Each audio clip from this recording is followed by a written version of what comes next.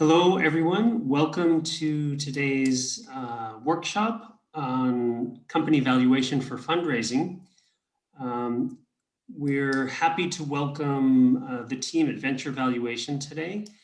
Patrick Fry is CEO at Venture Valuation, and he'll tell you a bit about his long experience doing valuations for the industry. Also with Patrick today is Gergely, I'm not sure how to pronounce it, Ivani. It was close, Gergely Ivani. Gergely Ivani, who is relatively new at Venture Valuation, and they'll be going through the presentation together today. So welcome to you both. And just a few ground rules. Please feel free to put questions into the Q&A chat, and we will address those towards the end in the last 10 minutes or so of the session. And without further ado, take it away, Patrick and Gergely. Great. Well, thanks very much, Greg and the Life Science Nation team for having us. We are happy to do that also virtually. We used to do these workshops obviously in person, but I think it works also very well virtually. So today we would like to talk to you a little bit about company valuation and fundraising, try to give you a little bit of insights from our perspective. And we also talk a little bit about the financing environment, how much money is being raised and kind of the trends that we see in terms of money going into the industry. So just a few words about ourselves. We are from the company Venture Valuation, and we do three things. We do valuation. We run the database, business development database, Biotech Gate, and we also have a partnering software called Hello Partnering. Obviously, we talk about valuation today, so we are, been doing valuations for the last 22 years. We do company valuation on one side and also asset valuation. Company valuation typically we do for either investors who invest in life science companies. Our first client was Novartis Venture Fund, but we work also for other VCs, for family offices, for universities, and then we work with a lot of companies trying to raise money and who need to know what's the value of their company. And we do these valuations all around the world, US, Canada, Europe, Asia, all the way to Australia and even New Zealand. So this is just a little bit about ourselves, and we have also a team in different parts of the world. And so we work really on a global level for life science, so biotech, pharma, also some medical device companies, diagnostics. Good. Now, I think the first part, what we'd like to cover in the time we have, we'd like to give you a bit of an overview. So Gary will talk about biotech financing and trends. Some things we see, this data comes mainly from Biotech Gate, our own database that we run. Then I'll talk a little bit about which investors to target, do's and don'ts when you talk to investors, and then about company valuations. We will put these slides also on our website on venturevaluation.com, so you can download them afterwards. So you don't have to note everything, but it will be available. Good. Then I'll like to hand over to Gary, and he will talk to you and take you through some recent trends in financing. Yes, so hello everyone. So first I just wanted to provide you an overview. So I'm going to show you some aggregated financing data of private equity rounds, IPOs and post-IPOs, and then we will go more into detail and have a look at private equity rounds and IPOs separately. So let's start. First, to provide you some context, we plotted a 10-year chart of the capitalization weighted Nasdaq Biotech Index. This is shown in orange on the chart. So as you can see, in the first part of the decade, we can see a steady increase up until 2015, as the underlying companies were becoming more and more valuable. This first rally stopped in 2015, and then it took 5 years for the Nasdaq Biotech Index to return and to exceed the levels of 2015. Among other factors, such as the scientific advancement, the pandemic put the industry under spotlight, which definitely contributed to the recent increase of the Nasdaq Biotech Index. So next to the Nasdaq Biotech Index, we plotted the sum of private equity rounds, IPOs, and post-IPO rounds to see where we started 10 years ago and where we are at the moment. It was interesting to see that this aggregated data somewhat tracks the movement of the Nasdaq Biotech Index. So adding everything together, the amount of investment into biotech was about 14 times more in 2020 than in 2011. Furthermore, we can see a sharp increase in the amount of investments starting from 2016, and which is maybe a little bit hard to see, but the curve gets slightly steeper approaching 2020. So on the next slides, we are going to take a closer look what might drive this steep increase. So this chart shows the total private equity investment worldwide between 2015 and 2020, broken down into geographical regions. Since 2015, worldwide biotech private equity investment has more than tripled, going from about $18 billion to about $26 billion in 2020. This upward trend is primarily driven by US-based companies, which managed to secure $16 billion in 2020, about twice as much as companies outside of the US. In contrast, annual venture investment into European biotech stagnated between $2 and $3 billion, and it only broke above $3 billion in 2020. Among all, VC investments into Chinese biotech companies is growing the fastest rate. We can see that investments in 2020 were 18 times more compared to 2015. The next slide, please. So here we can see the total amount of IPO investments worldwide. Between 2015 and 2020, worldwide IPO investment about quadrupled. Furthermore, we can see that IPO investments almost tripled between 2019 and 2020, primarily driven by Chinese and US biotech companies. Unfortunately, as we are located in Europe, we cannot say the same about European biotech companies. So whereas for other regions in 2020 was a record year, European biotech companies actually managed to raise more money in 2017, which was an exception. So similar to private equity, IPO investments into Chinese biotech companies are also going the fastest rate.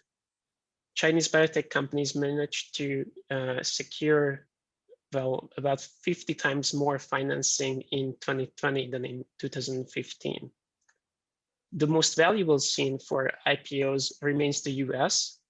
Here, US companies managed to raise almost twice as much in 2020 as the rest of the world combined, which is not plotted in the chart, but an interesting trend to mention in the US are SPAC IPOs.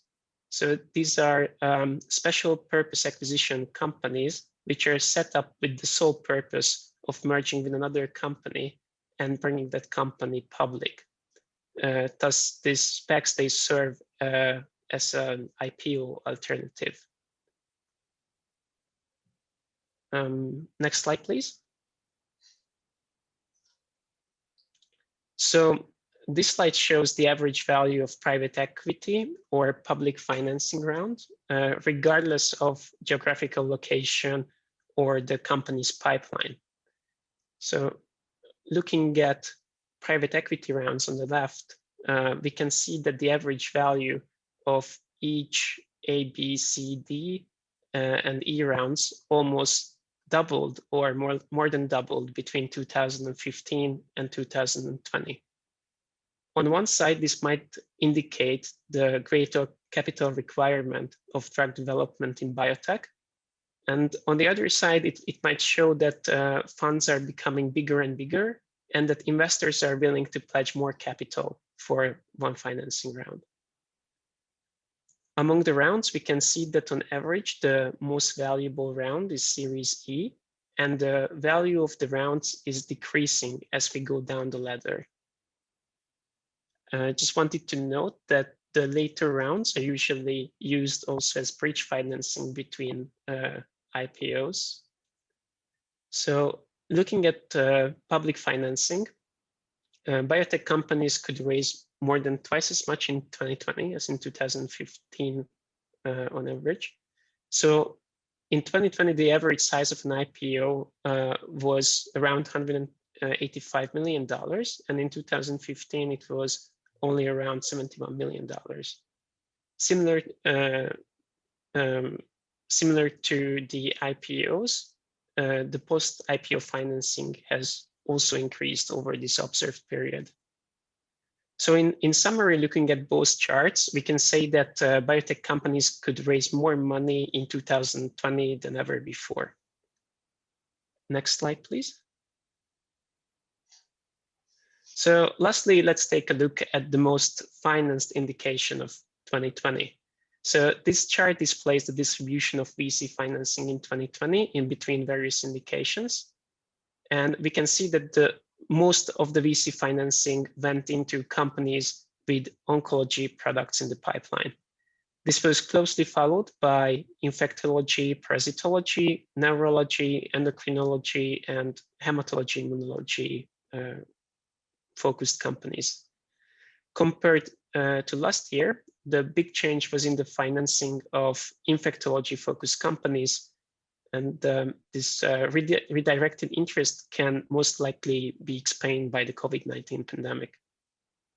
So with that, I conclude a review of the biotech financing trends and hand over the presentation to Patrick. Good. Thank you very much, Gary. So very interesting starting point. So it looks bright for companies to raise money, but at the end of the day, as probably many of you who are talking to investors, it's still not that easy. It's still difficult. And so what we'd like to do in the next part, give you a bit of a idea from or feedback or what we see when we work with investors, what they're looking for, who could be the right investors, and then also talk a little bit about valuation, because that's always an important topic when you speak with investors. So at the end, there are still challenges, right, to raise money. And I think all of you know that. You go out, you talk to investors.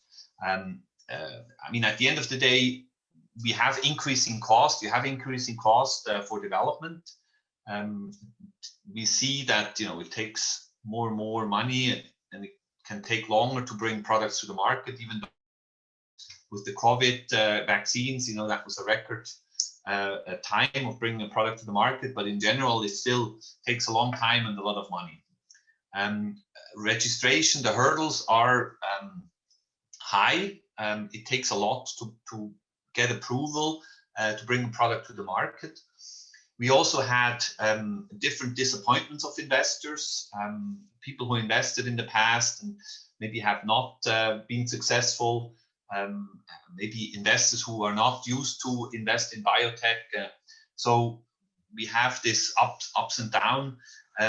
There's also a certain risk aversity in different markets, maybe in Asia more than in Europe than in the US. But you know, general investors are careful. They don't want to take too much risk.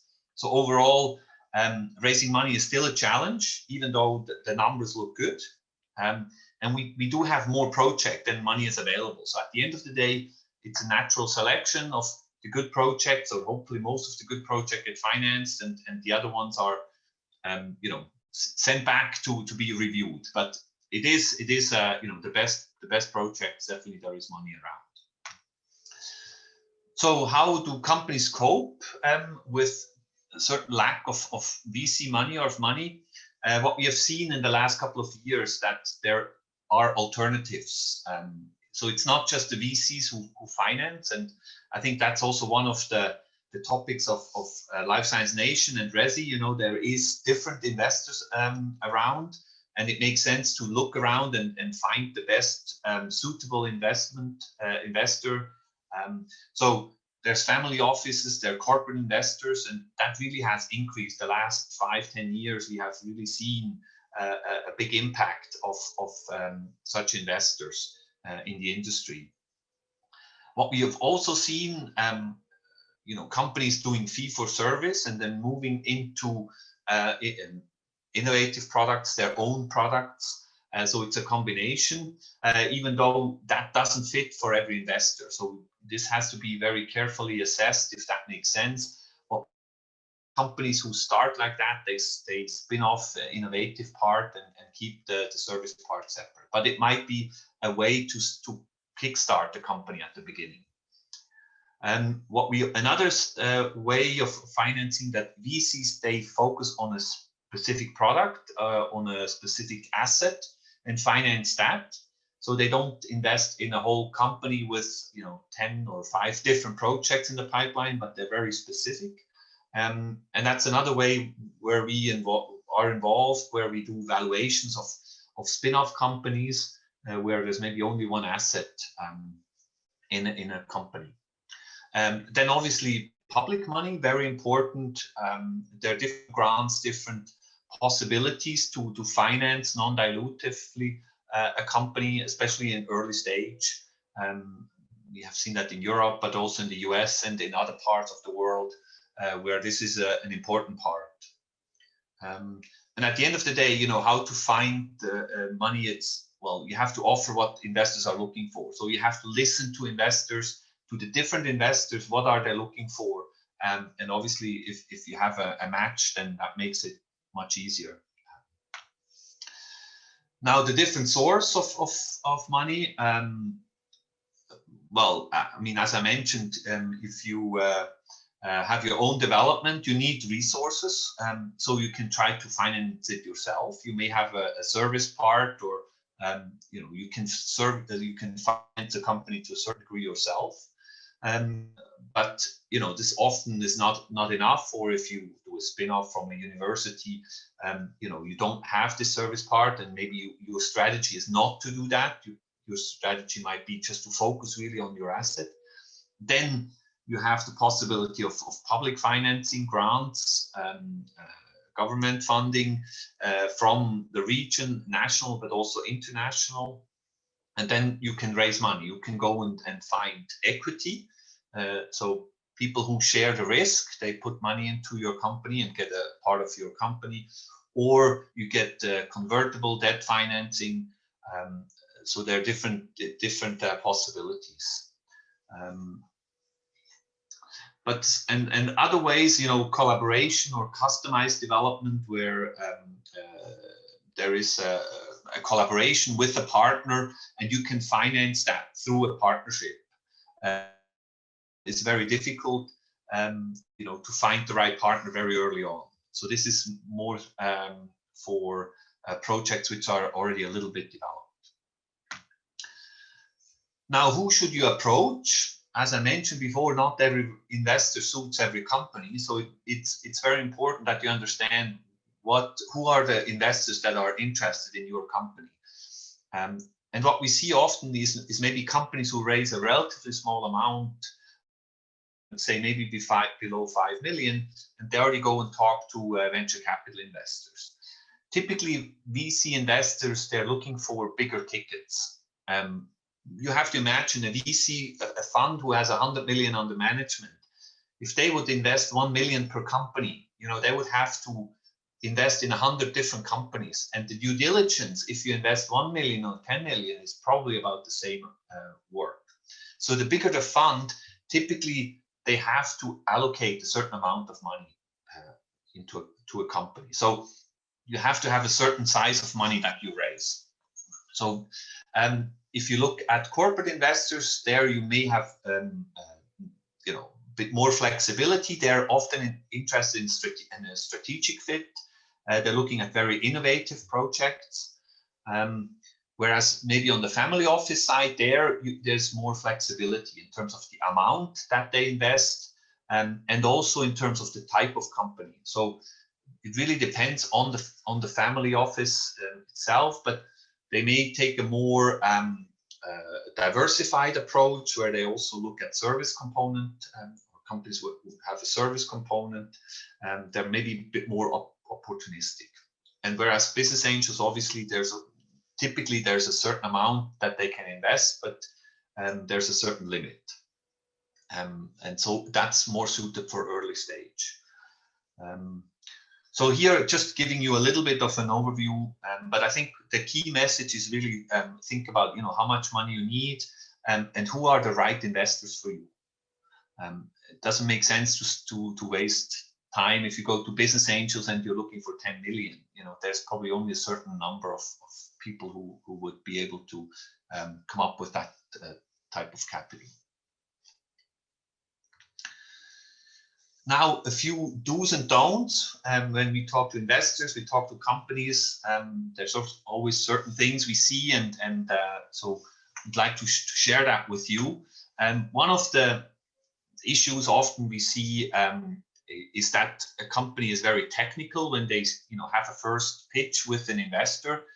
They go right into all the details, and I think it's a natural thing. As a scientist, you feel most comfortable with the scientific part, and that's where you spend most of the time. But at the end of the day, if you have a very limited time, you have to trigger the interest of an investor, and he doesn't need to know all the technical aspects of your product right in the first meeting. So in general, we see that there's too much focus on the technical side, but not enough maybe on the business side. And then what we also see is vague and unsubstantiated statements. We're gonna cover the whole market, or we're gonna have the highest price, or we're gonna be the fastest, the best. It makes sense, to really focus your statements and provide examples or benchmarks. Also, in terms of the risk, the key risks, don't ignore the risk and don't underplay your competition. Statements like, we don't have any competitors, that's not necessarily a good thing, right? The question is then, why aren't there any competitors, right? Maybe nobody else thinks it's interesting.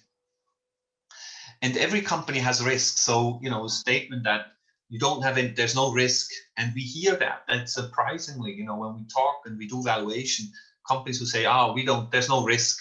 Well, there's nothing like no risk. Every company has risk involved. So understanding the risk and putting them on the table, and maybe even showing the investors what you do, I think is much more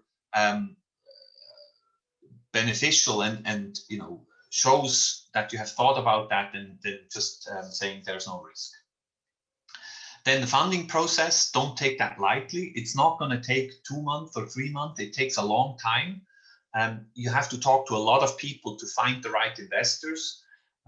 So it will take resources in terms of time. It will cost you something, and you have to go and participate like you do here at Resi, and really talk to the right investors, talk to enough investors, have the right information ready in terms of business plan and planning. Then the other aspect also we see a lot is make sure that you don't have to raise money between major milestones. We'll see that a bit later, but the valuation, obviously, whenever you reach a milestone, will increase. And if you just not get to the milestone, you have to raise money at the same valuation, or maybe even a lower valuation from your last round. So that also means you have to ask for enough money, right? Don't be shy. When you go and talk to investors, ask for what you need. Don't ask for too little money, because that's exactly what happens. You will just not making across the bridge, and then that's difficult if you haven't reached your milestone. So what to do to prepare when talking to investors? You need a business plan. You don't know how many times we have talked to companies, and it might be in your head, but you have to put it on paper. Everybody knows it's never going to play out like you have it in the business plan. But I think a serious investor wants to see what is your plan, and it's not just in the head. And if it's different today, what it's tomorrow, that's also not a good sign. Ad hoc changes of strategy, and that's not the best sign to investors. So it's good to have it on paper and to have a good basis. Then coming back, be specific. If you have market data, it has to fit. If you say you're gonna make 10 billion in revenues with your product, well, you better have some examples and maybe research how many products there are who make 10 billions. There are not a lot. And we have seen that as well. Just be realistic. Have a good and structured financial information so the investor knows how much money you need and how you're going to spend it. So having a good plan, and again, it's part of the business plan, and it's always going to be different. But I think you have to show really what's your plan, how you're going to spend the money, and be transparent about that.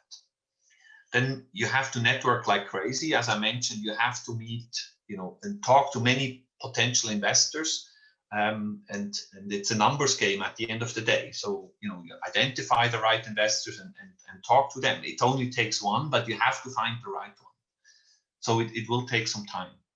And you can also do reference checks on your investors, and they will do the same. So you can look at who have they invested into, and maybe even talk to some companies that they have invested into to make sure that you have the right investors and the right fit. So this was kind of introduction in terms of your side when you talk to investors. Now, obviously, one part of this is, evaluation is always a key aspect when talking to investors. So I would like to give you just a little bit of insight. That's obviously what we do every day. We do valuations of biotech companies, and just give you some insight how this is done. One of the things, and I think a very important part, when we talk to companies about valuation, sometimes I hear that a company say, well, why should I think about valuation? I just go to the investor and the investor will tell me what he's prepared to pay. Well, I think this is probably not the best approach for you as a company. And my answer is always here, there's two things, there's value and there's price. Now, value is a more inherited worth of something. The price is at the end supply and demand. And when we do valuations, we put a value on a company or a value range, but at the end of the day, it comes back to what is somebody prepared to pay. You can do all the valuation you want. That doesn't mean you set the price. But it's like when you sell a house, you might want to get an evaluation of your house to know what is kind of a market value, what is a fair range. But then you talk to people and you might get different offers for your house, and the price might be above or below, the value range. But at least it gives you an idea where you stand. And it's the same with companies when you do valuation. And Warren Buffett put that very nicely. Price is what you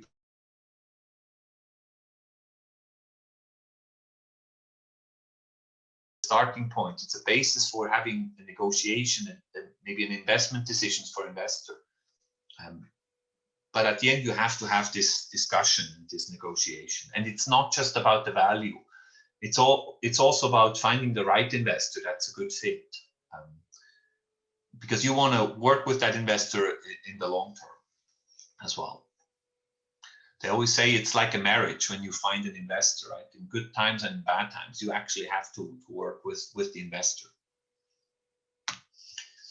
Now, why do you need evaluation? Well, I mean, at the end of the day, equity investment, you will give part of your company away to the investor. And the question is, how much equity do you give to your investor? And this is when we do evaluation. So basically what we try to come up with is, here you can see the pre-money value. If we come up with a pre-money value of 1.5 million euro in this case, and the company is looking for 500,000, well, they would have to give away 25% of the company. Post-money value, so after the investment, is 2 million. So sometimes you also see investors say, well, you know, I invest 500,000, so I want to have 25% for my investment. So that implies then a post-money value of 2 million. But this is probably most of the time when we do evaluation, and the idea or one of the questions is, you know, what kind of value do I get? What kind of equity and share do I get for my investment? Beside that, evaluation is also looking at what are the value drivers, actually, what drives the value of the company, and what can a company do to increase the value, and what can it do to make it more interesting to investors. So valuation is not just having a value, but it's also answering some strategic question, possibly. And often what we also find, it's a process. Companies go through that process and realize, we have to be more precise on our business plan, or we are missing this and that skill set in our management team. And it's basically getting a company also ready for talking to investors. So talking about life science or even biotech valuations, this is probably one of the most difficult things to do. And you know, we have often companies that say, well, we would be interested in evaluation, but you realize we don't have any revenues yet. And this is exactly what we do. We do valuations of companies where it's difficult, where they may never have revenues. They're being sold before they achieve any revenues. So traditional valuation methods, they don't work here. You can't use a PE ratio if you don't have any earnings, if you don't have any revenues, right? The assets are typically intangible. There's know-how, there's IP. So valuation is very difficult, but it's also very important. If you want to grow a company and you have to invest in research and development, you have to bring your product forward. So you probably have to raise money at several points in the future. So it's important that you can show that you can increase the value of your company. Or if you out-license a product, you know, what kind of deal terms you get. Valuation also here an important part. We have complex technology, we have new technology, we have IP. So that makes it all a bit more difficult. And also, you know, in general, the high uncertainties, bringing a product from preclinical stage all the way to the market. There's the likelihood is less than 1 in 10 to be successful and bring the product to the market. So we have high uncertainties, we have long investment cycles. So it takes a long time to bring a product to the market and achieve revenues. But on the other side, there's high potential. So for investors, so high potential, but also high risk. And that probably makes it very difficult to do valuation. Some people say it's more an art than a science, or even a black art, but I leave that up to you to judge. But it's definitely not something where you have one formula and everybody gets to the same value. Now, talking about valuation, I think what's also important is to think about, you know, how do the investors see that? On one side, well, investors, the best thing for them would be low risk and high return, right? But in general, investors who invest in life science and biotech companies, they understand that they have to take risk, but they want to be compensated for taking that risk. Because in general, especially VC investors, they have a pressure from their investors. So the VCs have to go out and raise money as well. They have to compete in the capital market. And if they cannot provide an interesting risk return, the money will go elsewhere. It will go into clean tech. It will go into commodities, you know. But, you know, at the end of the day, the money will go where there's an interesting risk return. And this is also a key aspect in terms of thinking about valuation. There's risk and there's return. Now, if you buy a 10-year government bond in the US or Germany, Switzerland, your probability that you will not get your money back after 10 years is extremely low. but that also means your return is very low. There are countries where you have negative interest rates. So in 10 years, you get less money back if you buy a 10-year bond, government bond. But this reflects the risk that you carry investing in such government bonds. If you buy a bond of a company, your risk is still relatively low, but you will be compensated for that additional risk that you take. If you buy blue chip companies shares, you have an increased risk. It's still not extremely high, but there is a certain risk you take, and so you want to be compensated, and you're compensated for that risk. And if you invest in a biotech company, in a private biotech company, there is quite a high risk. So investors want to be compensated for that risk, and so they request a higher return. So at the end, it comes back to risk and return. And in the life biotech companies, there's a high risk, so you have to provide a high return, a high potential. So risk is a very important aspect of valuation, and also for you to think about as a company talking to investors. You have to see what are the risks. Now, when we do valuation, what we try to do is we try to capture that risk through an assessment. So we look at what are the key aspects, what are the key risk factors of the company. And we quantify these risks, because that's how we translate the valuation, or that's how we translate the assessment, the soft factors into a value. So just briefly, we can't go into very much detail, but in general, this assessment is based on three aspects or three factors that we try to understand. And these, because at the end of the day, it's the assumption that drives the value, right? So the assumptions have the impact. It's not the calculation, it's not the Excel sheet at the end of the day, it's the assumptions that you take. So we try to spend time on understanding the fundamentals, understanding the company. And the main aspects are the management. So who are the people, the skill set, the board of directors, the incentive structures. We then also look at the market. How does the market look like? The competitive landscape, what other technologies are out there? What's the barriers of entry? What's the market size today and in the future? So we are analyzing the different aspects of the market. And then we also look at the science and technology. So what's the IP situation? How well is it protected? What's the competitive, the USP of the technology? What's different to other technologies? So we are trying to understand these three main factors and do an assessment of that when we do a company valuation. When we do a product valuation, the main focus is on the market and the science and technology. Now, from here, what we do based on this assessment, we translate that into the kind of the risk factor or the risk profile of the company, and that's translated into the discount rate. So the higher the risk of the company, the lower the value. And we use on one side discount the cash flow, or we use risk-adjusted net present value, RNPV. But at the end of the day, it comes back to what is the risk profile, and how does that translate then into valuation.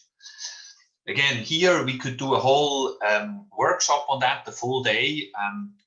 But the idea is just to give you a bit of a glimpse into these different aspects. Now, in terms of valuation approaches and methodologies, there's also a whole range of different possibilities how to value a company. You can look more operations-based, where you look at the business plan, you look at fundamentals, or you can look more from the market side and look at trends, look at comparables. At the end of the day, there is no right method. So as I said, there is no formula that everybody uses and everybody gets to the same result.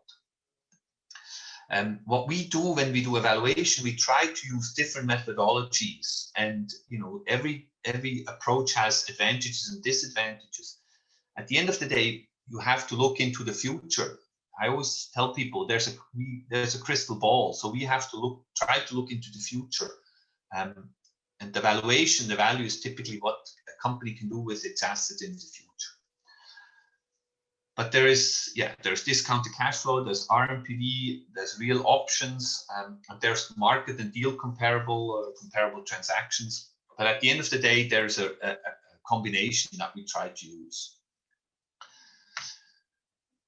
So discounted cash flow, what we try to use here is really try to look into future. What kind of profits or what kind of revenues can a company generate with its assets, with its know-how, with its IP, and then see what could be the present value of that. Now, one of the downside is, you have to take a lot of assumptions here, and a lot of biotechs, they will, as I mentioned, they will do the next 5-10 years, they may have negative cash flow, so they have losses because it's investments. So for biotech companies, we tend to look further into the future. So we do like the analysis of the next 20 years. We try to understand what is the cost of development of a product, the clinical trial costs, and how long will it take. And then we look at the potential revenues when a product gets to the market. The prevalence of a product, the pricing, the competitive landscape, and so we can remodel what kind of revenues can the product generate realistically. We also look at patent expiry. How long will a company be able to keep a higher price, and then once generic competition will come or biosimilars, usually you will have a lower price and the revenues will go down. So this approach is called RNPV, risk-adjusted net present value. So that's another way of looking at valuation. And this is typically one of the approaches that we do when we do a therapeutic company or a therapeutic product. We also look at comparables. We look at peer group companies to see what kind of values do they have. Now, a traditional a comparable method would be the PE ratio, so price earnings. But as I said, these companies don't have any earnings. They don't have any positive EBITDA or EBIT or not even sales. So you can't use these comparables. So we try to use alternative comparables like R&D expenditures, number of employees, how much money a company has raised, what kind of products they have, in which phase. Now, you can already see, there's certain limitations to that. But on the other side, often this is, it gives a first idea what the value could be. Now, as an example, you have a value of a company at $50 million with 50 employees, and we have a similar company with 10 employees. So based purely on that ratio, you would have a valuation of 10 million for the company that we value. Now you can already see the problem here, right? If you just increase the number of employees, you hire more people, you have a higher value. And that's one of the limitations. Or you have a fully integrated company that does everything in-house with 50 employees, but a company who's at a similar stage and maybe should have a similar value, but has everything external, outsources everything, and only has 10 employees, then you have it doesn't match. So here, what's very important that you find companies which have which are similar, and that's always a challenge to do that.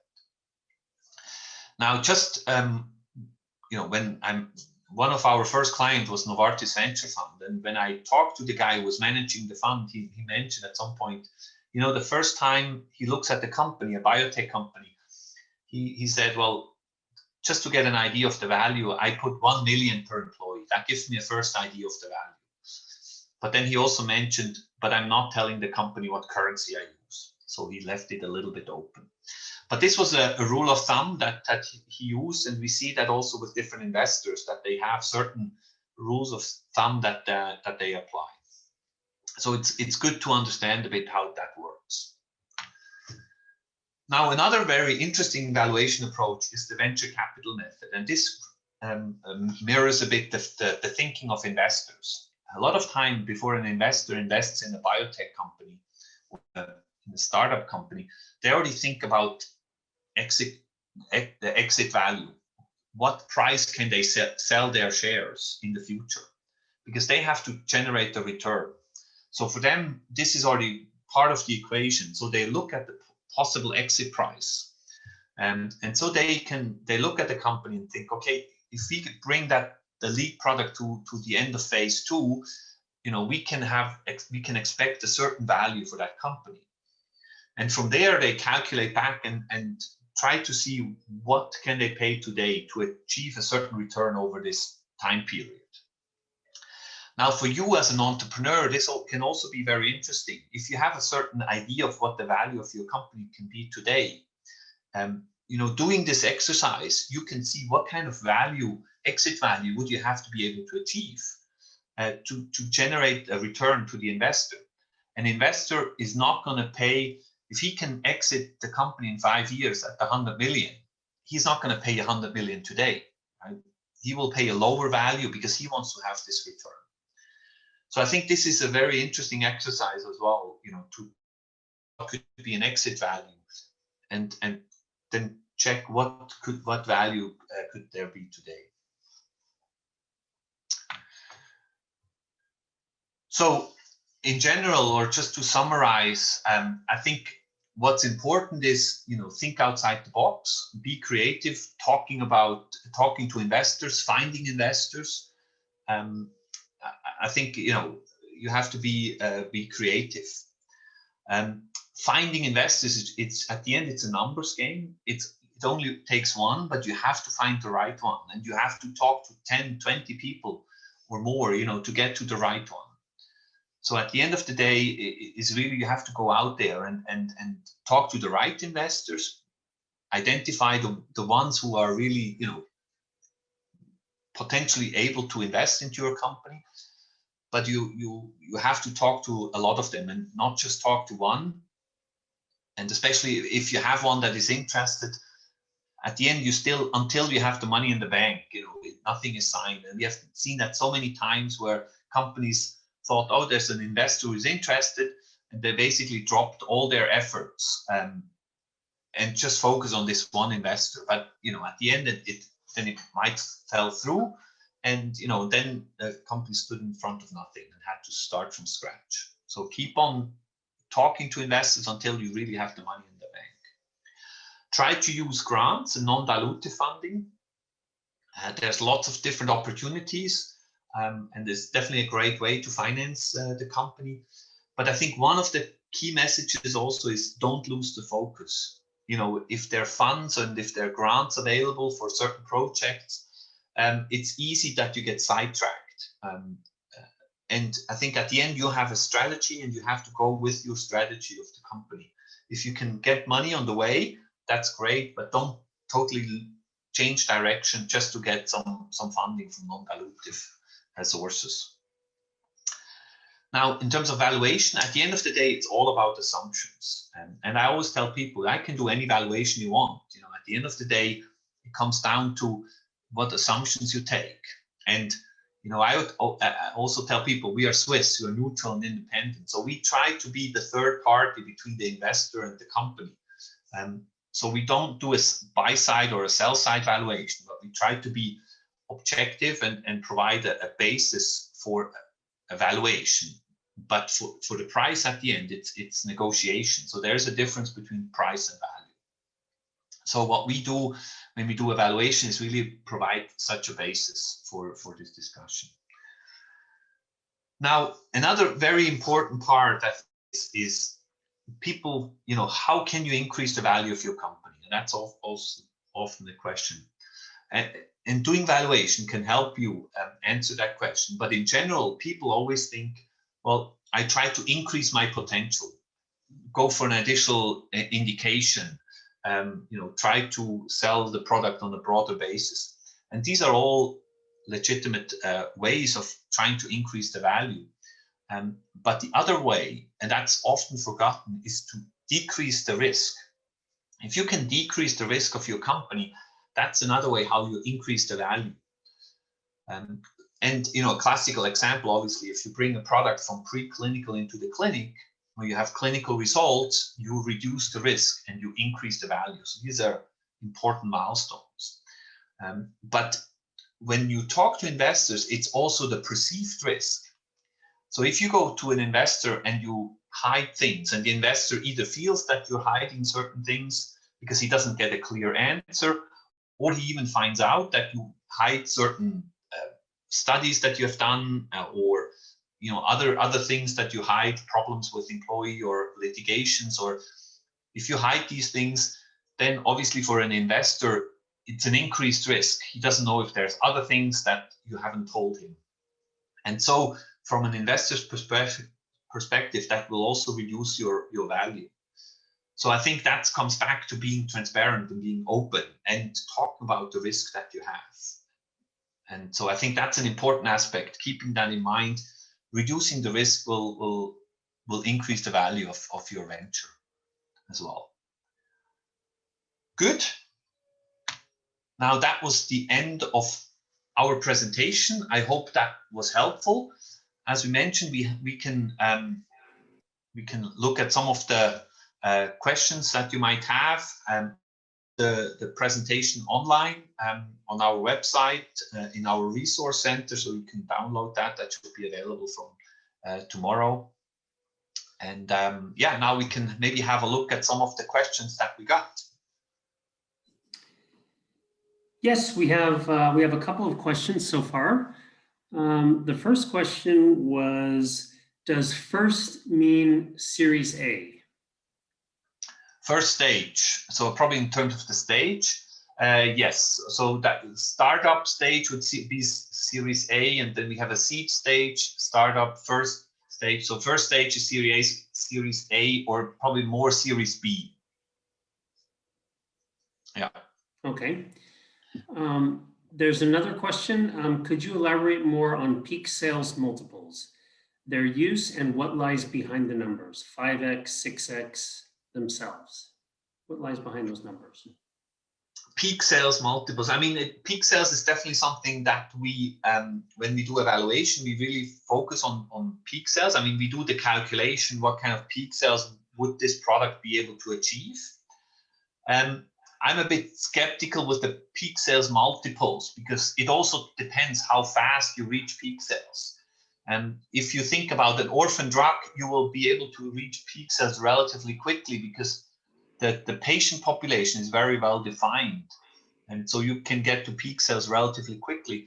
Whereas if you have another product that is maybe distributed through GPs, and maybe there's a bigger competition, it might take longer to get to peak sales.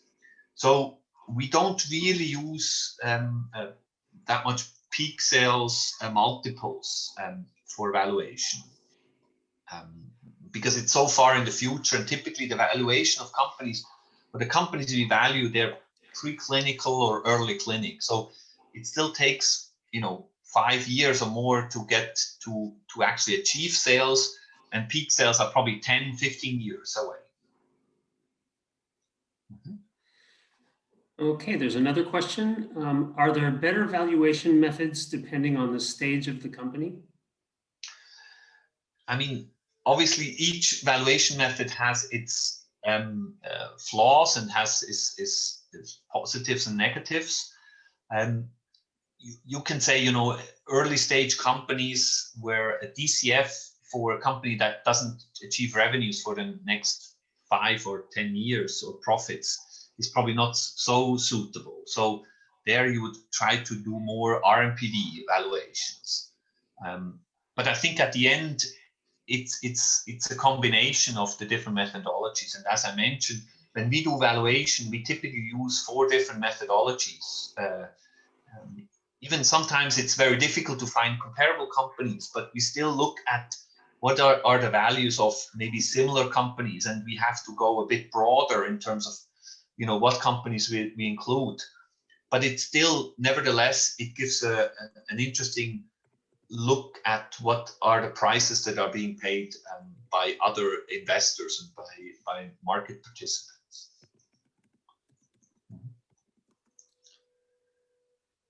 Okay, that was the last of the questions.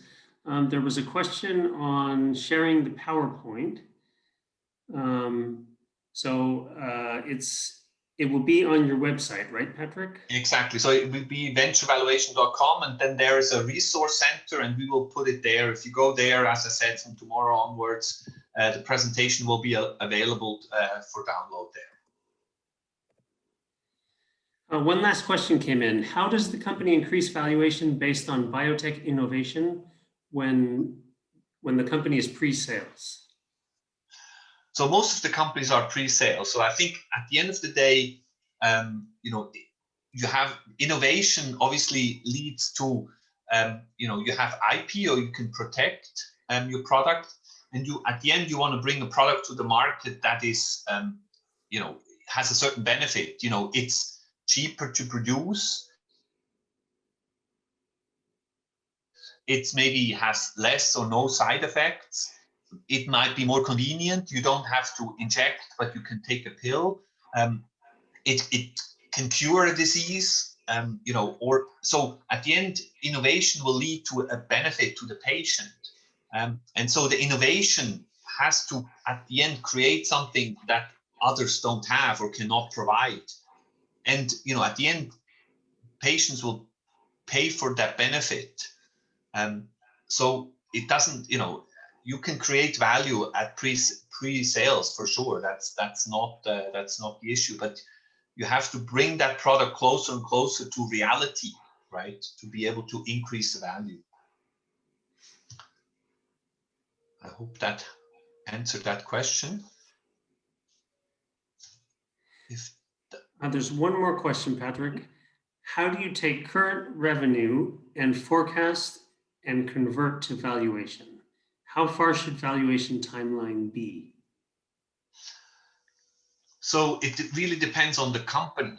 At the end, you want to see with the innovation that a company has, with the investment that they're doing today, what can they achieve in the future? If a company makes revenues today or has made in the past, is actually not so relevant. It really is relevant what they can achieve in the future.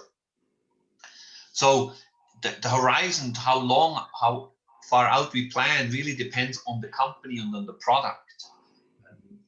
So it's, you can't really generalize it, but obviously you want to do a forecast where the product revenues get to a steady state of revenues. You don't want to forecast only the first 2 years of a product being on the market where it's still being introduced. That's probably not long enough. You would have to go beyond that to really see the full effect and benefit. But that's still a very difficult part to do, right? And this is the crystal ball. You have to try to look into the future. And that's what makes it challenging and difficult to do valuation. Good. Then I think we are, in terms of time, being Swiss, we're right on time on the 1 hour time mark. So thanks everybody. Thanks for Greg and Life Science Nation for having us, and wish everybody a successful rest of the conference. Thank you, Patrick. Thank you. Thank you very much. Bye-bye. Bye-bye.